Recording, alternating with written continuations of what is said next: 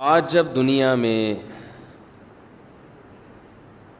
ہماری اسمبلیوں میں قانون سازی ہوتی ہے، بین الاقوامی سطح پہ قوانین بنتے ہیں، تو پھر اس آیت کا مطلب ہمیں سمجھ میں آتا ہے۔ میں نے جب پہلی مرتبہ اس آیت کو پڑھا طالب علمی کے دور میں، تو حقیقت یہ ہے کہ مجھے اس آیت کا مفہوم پوری طرح سمجھ میں نہیں آیا تھا۔ بعض دفعہ حالات، واقعات بہت ساری چیزیں آپ کو سمجھا دیتے ہیں۔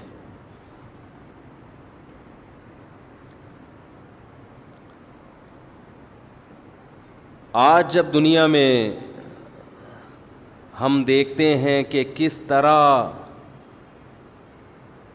وہ لوگ جو قرآن کو نہیں مانتے کس طرح بے اعتدالی کا شکار ہو رہے ہیں، اپنا سکون برباد کر رہے ہیں، اپنی زندگیوں کو تباہ کر رہے ہیں، اسے دیکھ کے ایسا لگتا ہے کہ اس آیت جیسی دوسری کوئی آیت قرآن مجید میں نہیں ہے۔ اتنی خاندانی آیت، اور ایسا اسلام کو اس نے ڈیفائن کیا ہے کہ اسلام کی حقانیت کو، اسلام کے سچے ہونے کو سمجھنے کے لیے یہی ایک آیت کافی ہے۔ ہر چیز میں اعتدال ہے، ہر چیز میں اعتدال اسلام نے دیا ہے۔ اسلام کو آپ بیچ سے نکال دیں تو ساری زندگی آپ ٹھوکریں مارتے رہو گے صحیح اور غلط کو ڈیفائن کرنے کے لیے۔ صحیح کی ڈیفینیشن کیا ہے، غلط کی ڈیفینیشن کیا ہے، یہ کسی کا باپ بھی حل نہیں کر سکتا۔ جمعے کے بیان میں باپ کا حوالہ اور اس طرح کی غلط ہے، لیکن کیا کریں، کوئی دنیا کی طاقت صحیح اور غلط کو ڈیفائن کر ہی نہیں سکتی۔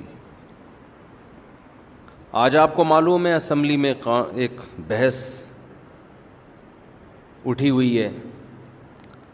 اللہ تعالیٰ جماعت اسلامی کے سینیٹر مشتاق احمد صاحب کو بہت بہت جزائے خیر عطا کرے، انہوں نے اسمبلی میں اس کے خلاف بھرپور آواز اٹھائی ہے۔ قانون پاس ہونے جا رہا ہے تو بیہودہ بات، لیکن ایک بات میڈیا کی زینت بن چکی ہے، اسمبلیوں میں اس پہ بحث ہو رہی ہے، اگر ہم اس پہ آواز نہیں اٹھائیں گے تو یہ بیہودگی والا قانون پاس ہو جائے گا۔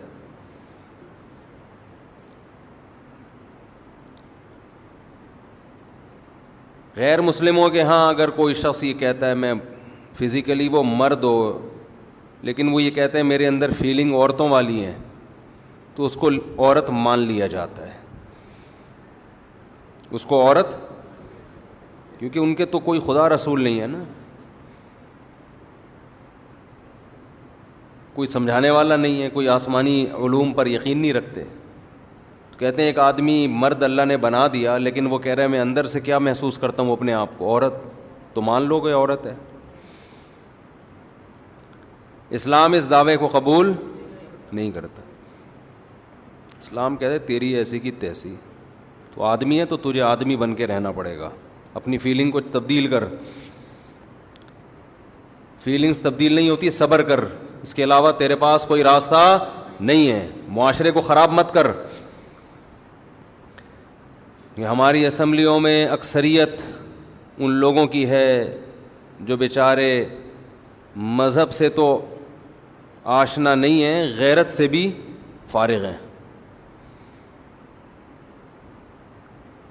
اب آپ مجھے ایک بات بتاؤ، ایک شخص جو ہے لڑکا، وہ کہتا ہے میرے اندر فیلنگ عورت والی ہیں، ہم اگر اس کی اس بات کو تھوڑی دیر کے لیے فرض کر لو مان لیتے ہیں، تو قانون جو پاس ہونے کے لیے جا رہا ہے وہ یہ ہے کہ وہ نادرہ میں جا کے یہ کہے گا کہ میں دیکھنے میں آدمی ہوں لیکن حقیقت میں کیا ہوں، عورت، تو مجھے شناختی کارڈ میں میل کے بجائے مجھے کیا شو کیا جائے، فیمیل۔ اس کا مطلب آپ سمجھتے ہیں؟ اس کا مطلب یہ ہوگا اس کو میل سے شادی کی اجازت ہوگی، جس میل سے وہ شادی کرے گا اس میل کی فیلنگ چینج ہو جائیں گی کہ نہیں ہو جائیں گی؟ کیونکہ یہ دیکھنے میں تو یہ لڑکا ہی ہے، فزیکلی تو بندہ ہے، وہ ہومو سیکشولیٹی کی عادت اس میں پڑے گی کہ نہیں پڑے گی؟ فرض کریں ان کی شادی ہو گئی، اس کا میاں ہو گیا خراب، اس کو لڑکوں کی عادت پڑ گئی، کیونکہ فزیکلی تو یہ مرد ہے، ان میں ڈیورس ہوتی ہے، علیحدگی ہوتی ہے، تو دوبارہ اس کو عورت چاہیے، آدمی چاہیے اس کے میاں کو؟ تو یہ قوم لوط علیہ السلام کا عمل، جس کی وجہ سے اللہ کو اتنا غضب آیا کہ پوری بستی کو اٹھا کے اللہ نے الٹا پٹخ کے دے مارا، اس عمل کو پروموٹ کرنے کا ایک بہترین ذریعہ ہے یا نہیں ہے؟ اٹھا کر پھینک دو باہر گلی میں، نئی تہذیب کے انڈے ہیں گندے۔